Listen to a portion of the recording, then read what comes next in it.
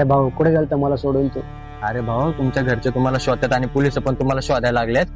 माझा मित्र आहे पाचण्यामध्ये, त्याच्यापाशी जावं तुम्ही, मी त्याला सगळं सांगितलंय.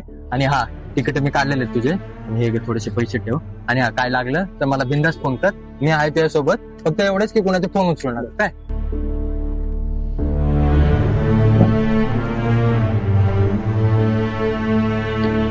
रोहन,